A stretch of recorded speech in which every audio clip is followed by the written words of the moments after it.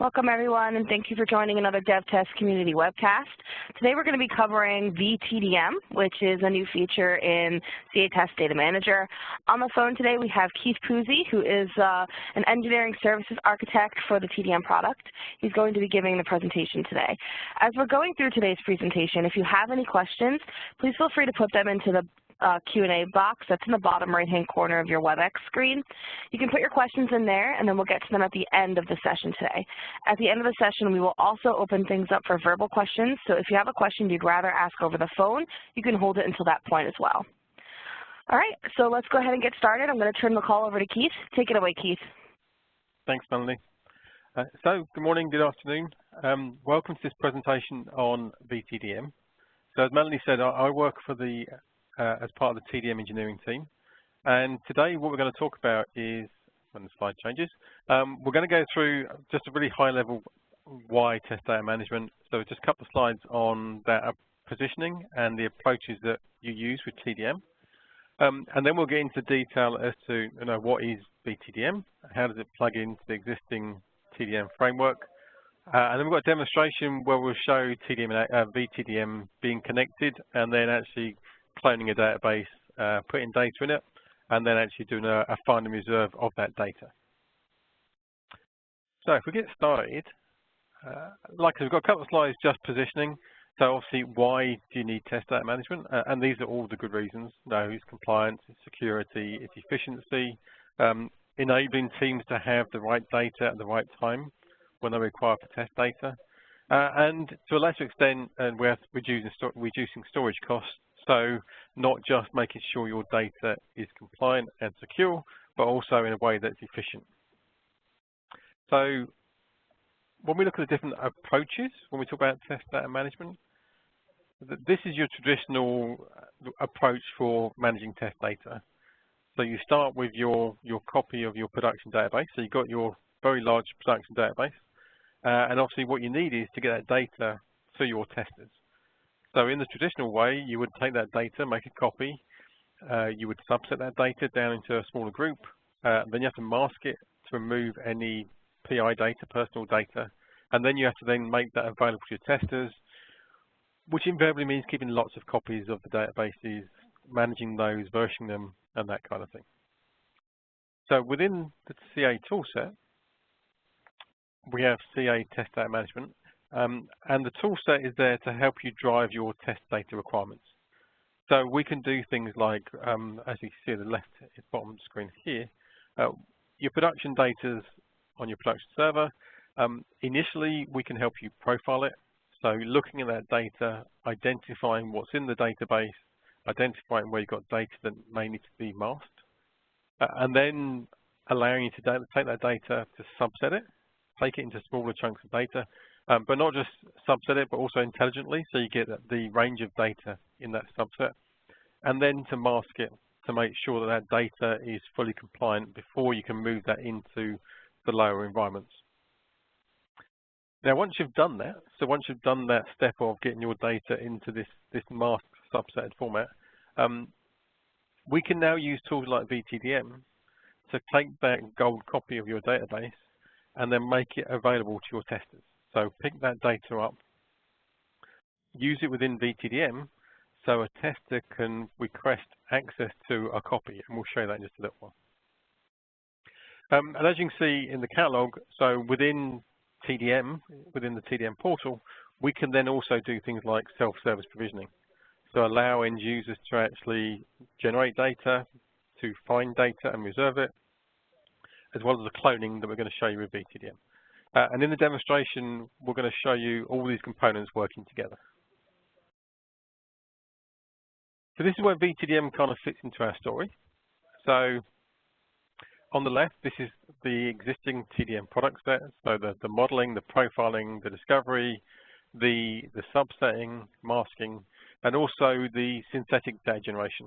So if you don't want to go down the route of subsetting and masking, you can generate all your data using our generation rules, and I will briefly show that in the demonstration. And then on the right-hand side, as you can see, this is our vTDM part of the story. This is where you can then do things like provision a database in seconds. and not just provision it, but provision it and attach it to your database server and make it available to your testers. So where a tester may have had to wait several weeks before for access to data, they can now do it for a web UI and get access in seconds. As part of this, we have a very efficient storage mechanism, which we'll talk about. And also, the testers can actually manage their clones. So once they've got a clone, they can delete that clone, they can order new clones. So there's a whole way of the testers don't need to come to the test data engineers when they have a requirement. They can do it all themselves through the portal with the data provided by the TDM. So that's kind of just setting the ground as to what is TDM. So vTDM, the initial version of vTDM was in version 4.2 of TDM, and in 4.3 there's an updated version, which is what we're going to show you today. So the whole the whole benefit of the vTDM toolset is around this provisioning of test data databases very quickly. So when we actually deploy vTDM within a TDM environment, you deploy an appliance, and that appliance is where we store the databases. And then from the UI, you can do things like take a checkpoint, a point in time of that data. You can define rules as to when the data is provisioned, if it connects to a database or if it's the manual, and we'll show you that. And allow your teams to actually drive these clones through the UI. So through their normal TDM web-based portal, they can then interact with the clones that they're generating. So if I go to this slide, these are just some figures that we put together to kind of identify where the real benefits of vTDM are. So along the top of the screen, if you were to have a 10 terabyte database, a lot of the time when it comes to provisioning this database to your testers, there's a lot of manual time. There's lots of time for in DBA to prepare the data. You have the time of actually moving the data. So we kind of did a rough estimate of copying 10 terabytes. We said it took about 8 hours, depends on your network. If you were to store that in something like Amazon or Azure, this is the kind of cost it would be. And then obviously the bigger issue is the time. The tester can't get on with their job while they're waiting for this to happen. This is where we kind of quote these figures of about $360, $155 in storage costs, and about 8 hours in time lost. If we then look at vTDM, when vTDM makes a copy of the database, what we actually do is we only store the differences. So if you had a 10 terabyte database, literally it would be about 0.3 of a meg on disk of the actual size of that clone, as we call it. Now, as you inject data into it, that will grow, but it'll never be as big as the original database. The copy time, when you create a clone, it is seconds. We said 0 here because literally the actual copying of the clone, making the clone, is a few seconds. You'll see when you do the demo, it takes about 20 seconds. A lot of that is the connection to the database server. Storage costs, obviously, a lot cheaper because you're storing a lot less data. And obviously, the time is the key thing here. The main thing is that you're enabling your testing teams much quicker access to the environments. And also, they can not just request these clones quicker, they can return them, they can modify them. There's lots of things they can do with them. And if you then scale this up, now if you think that's for one clone, if you start doing 5 clones, 10 clones, 50 clones, 200 clones, this is where the real time saving and cost saving comes in. When you're using, you've got a lot of clones, a lot of concurrent usage, that's when you really get the real benefit of vTDM. So this is kind of a very simple view of how it works. So when you deploy the appliance, so the appliance is shipped as a VMware OVS file. So you deploy that to your infrastructure, and then within the UI, you create what's called a file system. And on that file system, you copy your gold copy. So you take your database that you've already prepared, you've made sure that there's no PI data in it. It's the thing that you want to share with your testers. And you copy it onto the file system. That's a one-time copy. Once it's there, we take a checkpoint, which you'll see. And then whenever a clone is created, we basically make a clone, and it's like a shadow copy. So what you end up with is this little shadow copy of the clone. And all we ever check then is the file system changes. So as you actually use this database and perhaps you add data to it or delete data, we're tracking those changes on the disk, and we'll show you that in the demonstration. So the real benefit is the speed of the clone creation and the fact that you can manage these clones very efficiently. So here's our schematic. So the top of the screen, so this is your TDM portal. This is standard TDM 4.2, 4.3, standard TDM. And if you install the TDM portal, you'll see on the left-hand side there's a vTDM tab.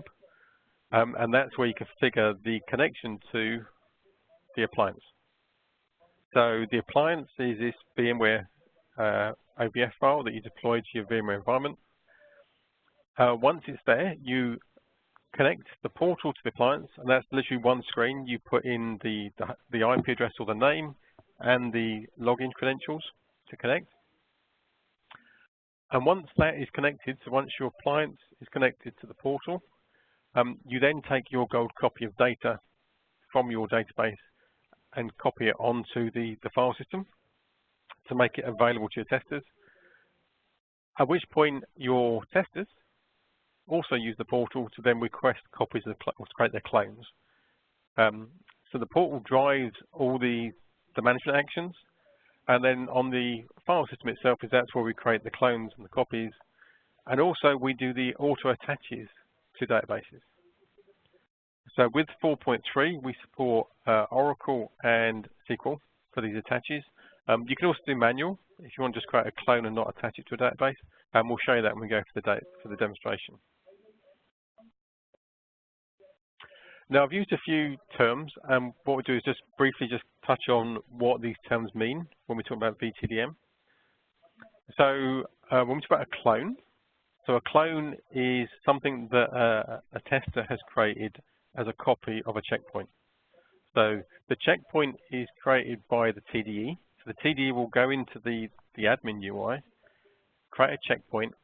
That's a point-in-time copy of the data. And also it has a definition of how that data will be connected to a database server. So that's the two things in a checkpoint, is that checkpoint of the data, the point in time, as well as the data to when you create a clone, what database does it connect to. The clone is the thing that is used by the end user. So the end user interacts with clones. So if it's production data, that's your gold copy that you copy onto the file system. And then, like I said, the appliance is this VMware appliance that we ship, and our data source is where we connect to the database. So let's go and look at the demonstration. So I'm going to change to my machine. So just log out of this. So this is just standard TDM. So you can see it's, I'll just log in as our administrator user. So this is standard TDM 4.3, and on the left-hand side, what you see here is we have our vTDM link. Now, because I configured it, we get this screen. If I go back to the intro page, this is the page you would normally see if you were just to click on this link and not have configured the appliance. And what we've got is these are the steps required to get vTDM working. So 1, you deploy the appliance. 2, you register it, so that's the registration within the UI. Then you manage your gold copies and your checkpoints on the appliance, and then your end user can then consume them, create, delete, attach. This link here goes off to our DocOps site, and what we've got is we actually have some documentation here and a video. So we have a YouTube video here that you can actually view that is like a 2-minute view of what is vTDM. And also we've got a more detailed video created by the DocOps team, which drills into more detail about configuring vTDM. What we're going to do is we've already configured this connection. So I've already actually gone in, created the connect to appliance. That's the IP address, and you can see we picked up the version number, and we've picked up the factories registered. So this top screen is my summary screen for the appliance. And we have some metrics here. So at the moment, because we haven't used the appliance, what we've got is we're not using any disk or using 4.8 mega disk. The storage saved, that's based on historical data, and so is the time saved. And you'll see that change as we carry on. And the bottom part of the screen, these are the file systems that we create. So you can create, in our case, we have two file systems. We have this one and this one. But I can add another file system. So if I have a different database I want to add, you create the file system. Now, what you can see here is it says there's no data because we just created this new file system. And you click on the Add Data button, and then you get this pop-up dialog, which shows you how to copy the data onto the file system. So down here, you've got this link will take you to our DocOps site, and it will show you all the steps required to prepare the data. So how we expect to see the data, how you create that data. So you follow those steps to basically prepare your data. Once you've got the data, you basically follow these steps. So what you do is you use one of the UNCs or the NFS or the SMB connection to connect to the file system on the appliance using these credentials. And you copy the data onto that file system, at which point the data is then available on our appliance and ready to be used. So I've already done that with this file system one. So you can see if I click on there, you can see that I've already copied the files. It's only 4.5 meg. It's just a SQL database. If you change this logic, it will prompt you for what to do for Oracle, what to do for SQL, and what to do for a manual. So the different steps required depending on the type of database you're going to store on the appliance. So what I've done here is we've got a file system. That file system has got a 4.5 meg database on it. And we've created a checkpoint. This is our current checkpoint. And I'm going to walk you through how we create a new checkpoint. So the screen we're looking at here is an admin screen. So this will be done by a TDE, the test data engineer. So first thing they would say is they'd come in here and they'd set up a checkpoint. So we're going to call it demo checkpoint. You can give it a description so that this is what the end user will see. So you can define what description they'll see. We have a checkbox that says, can a tester see this checkpoint? Now you can set it here and you can set it afterwards. We'll leave it off for now and we'll set it in a little while. You then click next. And at this point, you're defining when a tester requested a clone, what database would they connect to? So we're going to connect to a SQL Server database. And let me just see if I remember the IP address, which I wrote down. Let me just get it up here. Right, so 192.168. Like it says, the IP address of this is the SQL server that we're going to connect to when we create a new clone. And then you put in the user required. So in our case, you can use SA. And you do a test, and then we'll then try and test if the appliance can map to that SQL server, which it can. So we now know that these credentials and that server is valid. We can click Save. And you see there, we've now got a new checkpoint. So that's the checkpoint we just created, and that was the original checkpoint. Now, like I said before, this is can a tester see this? And if I click on that, you see here that graphic changes. So basically, if you've got a little eye there, that shows that it's visible to a tester. If it's not there, it means that checkpoint is not visible to a tester. The same with the little disk icon. If you see a disk icon, what that's showing you is that there's an auto attach. So I've got details as part of the checkpoint to auto attach to a database. If this is a manual checkpoint, so if we've got a manual checkpoint, and we just said that's a manual checkpoint, what you see is there's no little disk icon, and the little tester icon is up. So at this point, what we've done is, from a TDE perspective, we've done all the work. We've created the file system, we've copied on our database, we've created a checkpoint, and we made this gold copy checkpoint available to our testers. So what we're going to do is we're going to switch personas. So I'm going to log out of my admin screen. I'm going to log in as a tester. So this tester has no admin rights. So what you'll see is there's a lot less tabs on the left-hand side available, because basically we can only see certain things. Those things are, I can see my self-service catalog. These are my previous requests. So here I can see the previous requests. My reservation. So reservation is what we use for find and reserve. We'll show it shortly. And also my clones. So currently I have no clones, I have no reservations. So what we're going to show you is how a tester would interact with vTDM. So on this screen, we've actually got these boxes. Each box is what's called an offering. So these two are standard TDM offerings. This one actually generates data. This one is used to find data.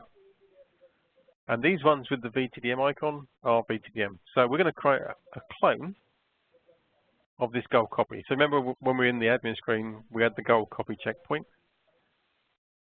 So we're going to create a new clone, and all the testers ask for is, what's the name of the clone? Now we're going to call it clone 1.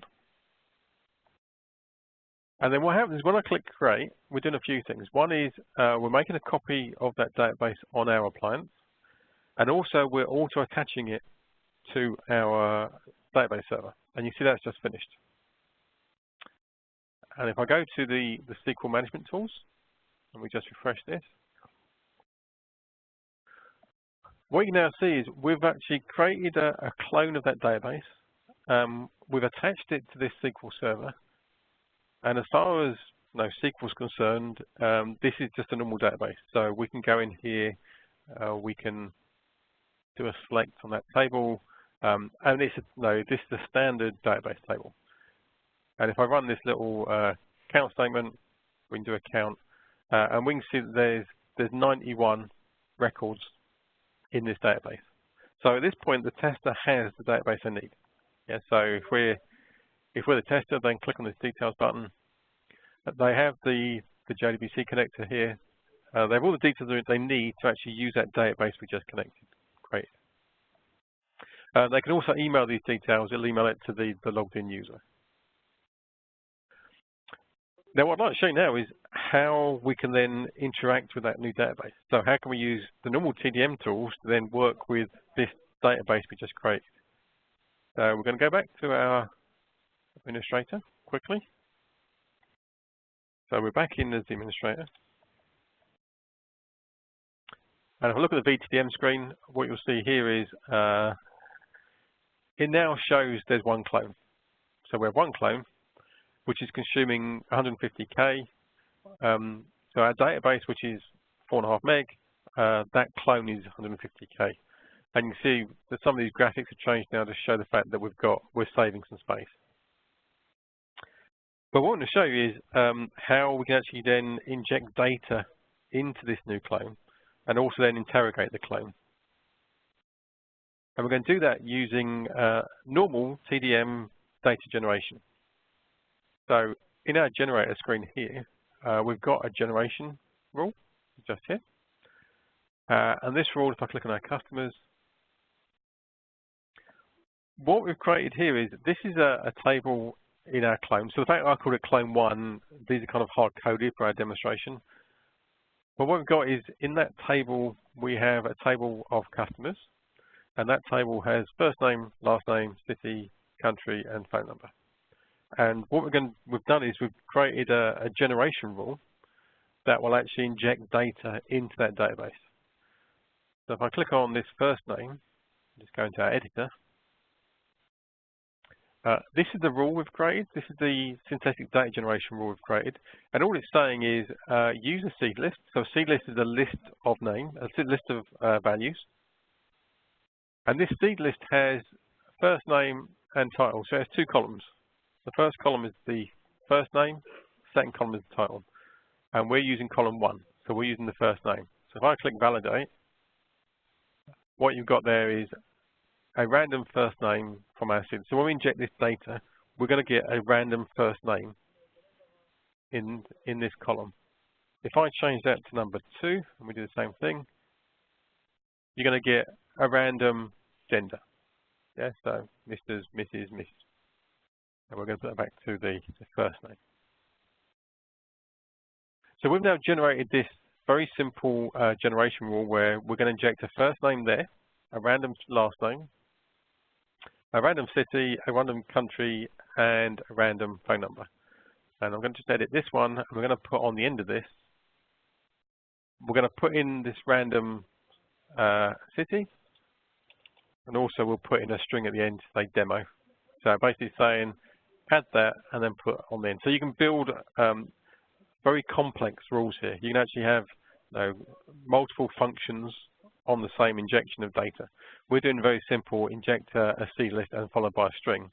But we can use lots of these functions to actually build out a much more complex data entry. So we've now got a rule. We've got our rule that says we need to, when we generate data using this generator, this is how that data will be generated. And what we're going to show you is how an end user would use that. So we're going back to our tester. So if you remember, we created this gold copy clone, and the tester can click on My Clones, and they can see their clone. So whenever they create a new clone, it appears here. If you want to create a new clone, then create a new clone. Yeah, and this screen will show all of the clones for this particular logged in user. But what we're going to show you is how we can use that data generation rule we've just created. So if I go to the catalog, so if you remember, I said these are standard TDM offerings. So this first one is literally a rule to call that synthetic generation rule that you just looked at. And we're going to say create a new request. And the only question that the tester gets asked is, how many records do you want? So do you want 20, 100, or 1,000? So we're going to inject 100. So we're going to say we want 100 records synthetically generated. It then says, no, where do you want the email to be sent to say when it's done? And also, do you want to schedule this for later, or do you want to run it now? And we're going to run it now. So this is the job. You see it's running. If I expand that, and we refresh the screen. So that job just ran. We just injected 100 records into that clone we've created. You can download the logs from here. So from here, we actually click on the download, and you actually get the logs. The end user can actually review the logs. And you can see we've inserted 100 records into the customer table. And we can show that by, if we go back to our SQL tools and we just rerun this, so you can see it was 91, it's now 191. So we've injected 100 synthetic data rules into our clone.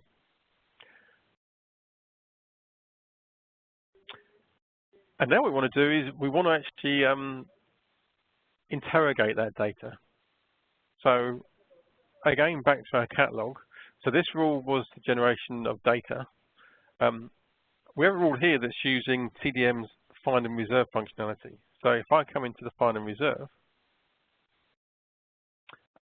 this is basically looking at that clone one we created. So we created this rule earlier, and if I click find data, this is returning the data from that database, that clone one database. So if I change this city and put in their demo, if you remember, I changed the rule to say put demo on the end. So all these records here have been synthetically generated by our generation rule. So you can see we've got a random first name, a random last name, the city with /demo on the end, the country, and the phone number. And now as a tester, I can then start looking at this and deciding on, no, I want to look at perhaps I need some data from Austria. So there's 2 records from Austria. I can then choose those, add those to my shopping cart. So what I'm doing here is I can choose the data I want to store, and then when I reserve it, it's reserved just for me. So if I reserve a few more records like this, so I've reserved these 4 records. So these records are for me to do my testing. Perhaps I want to do destructive testing. I click reserve, and that's now reserved.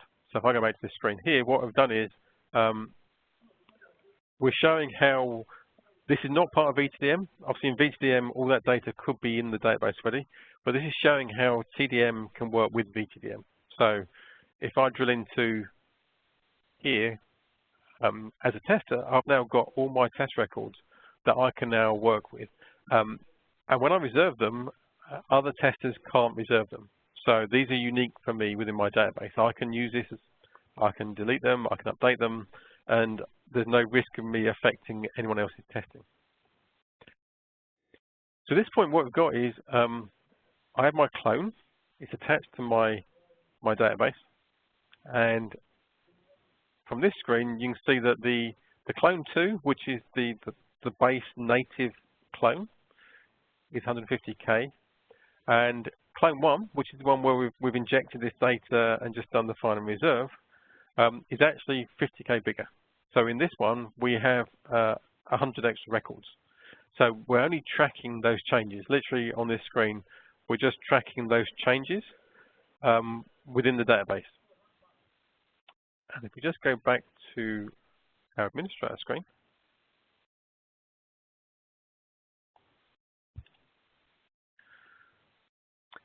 so now back on the administration screen, if we go back to our vTDM screen, what you'll see is the administrator can now see we have 3 checkpoints.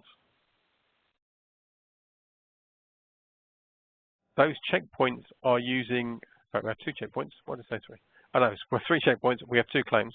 So we have 2 clones, and we're using 340K. So that's the administrator can oversee how the actual checkpoint's been used, how many clones are being used, how much space. So if we were to have 2 copies of this, there would have been the original plus 2 more. So we've saved 8.9 meg.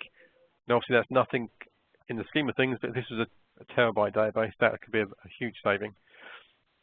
And at the top of the screen, you can see here we've started to gather data on how much space we're saving. And also we have this calculation over how much time saved.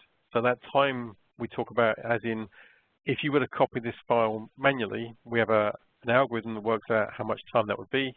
And this is what the time saving is, how much time we've saved by using the vTDM technology. And the TDE can also come in here and view what clones have been created, and also to delete them. So if we go back to our tool here, we just refresh this. You can see that's clone 1. If I just refresh this screen, so that's clone 2. So that's the 2 clones we've created. If as a TDE, I actually say, right, I'm going to remove this clone 2, I can delete it. And by the deletion, we actually do 2 things. One is we remove the data from the appliance, and also we detach it from our database server. So if we go back to our MS SQL tools, and again refresh this, you can see we've tidied that up. We've removed that database from MS SQL, as well as removing it from the appliance. And that's a vTDM. The vTDM, that is the whole thing we do, is we virtualize databases. We manage this cloning to make sure that we keep very small copies, and also the auto attached to the databases. So if I just go back to my PowerPoint. So these are the key benefits of using TDM. Obviously, it's the increased security because we're using this masked data. Obviously, the productivity improvements in allowing your testers to have access to databases and test data very quickly and on demand, along with better quality because you can manage what databases are being used and manage the refresh cycles. And like I said, the whole self-service, enabling your testers to actually do this final reserve, data generation, and the cloning all from their own web UI. Now we're going to go to questions, but before we do the questions, I'll just let you know that the session we've just shown you, we're going to do this at CA World.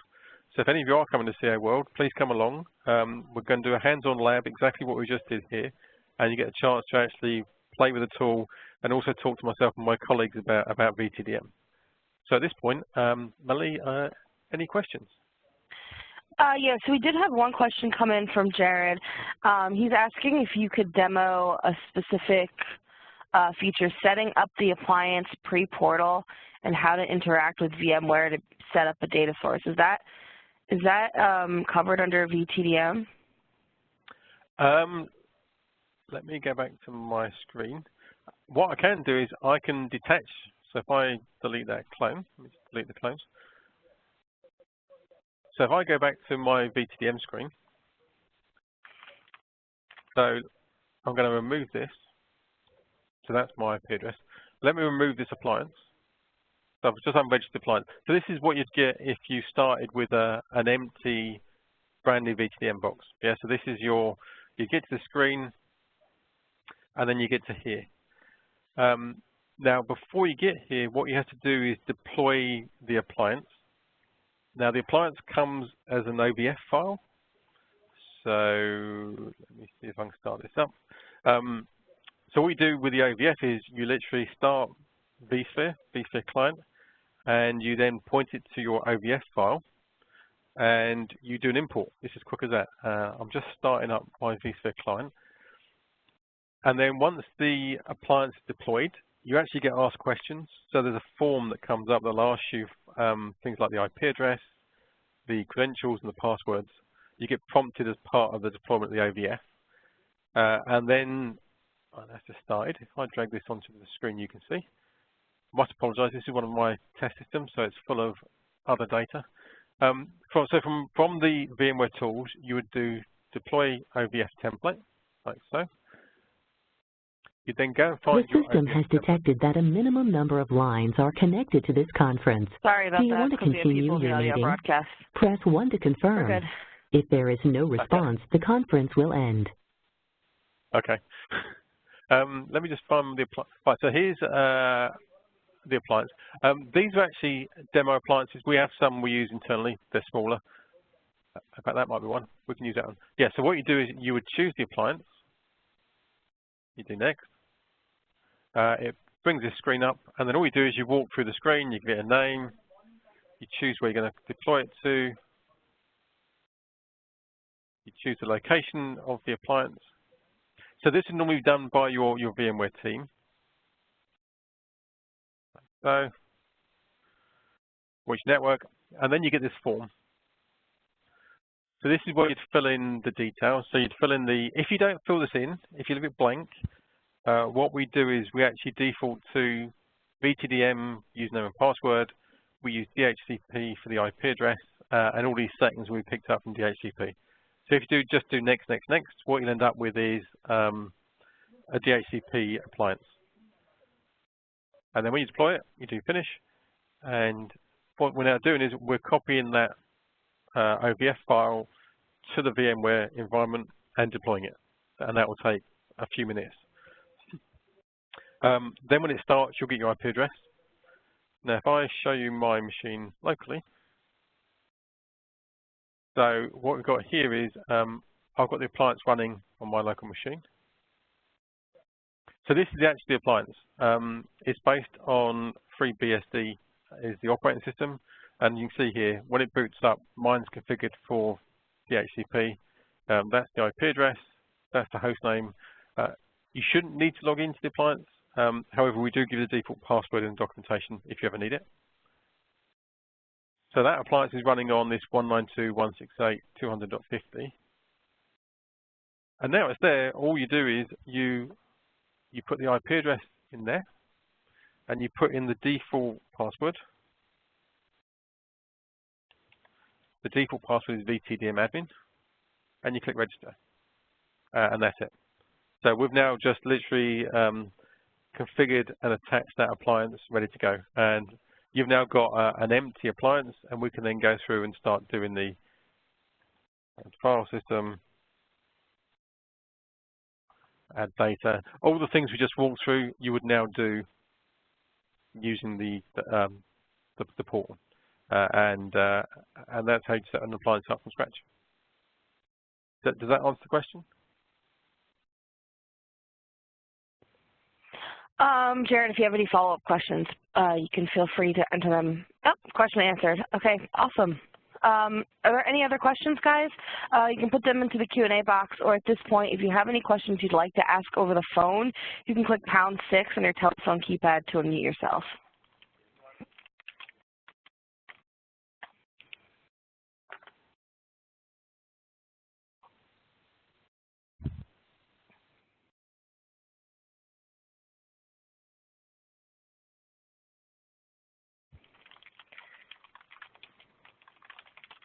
Okay. Whoops. If there are no questions, we're going to go ahead and close up for today. Thank you so much, everyone, for joining. Thank you so much, Keith, for the presentation. I'm going to be putting out a poll. If you could please let us know what you thought of today's webcast topic. We like to take this feedback and use it when we're choosing future topics. So just let us know what you thought of today's presentation. Otherwise, we'll be posting the recording for today's session to the community later today. Also, keep an eye out on the community. We have a few additional webcasts coming up in the coming months, as well as some roadmap sessions. So keep an eye there and for any events that are coming up. Thank you so much, Keith, for a great presentation. Thank you, everyone, for joining, and I hope to see you out in the communities. Thanks, Melanie.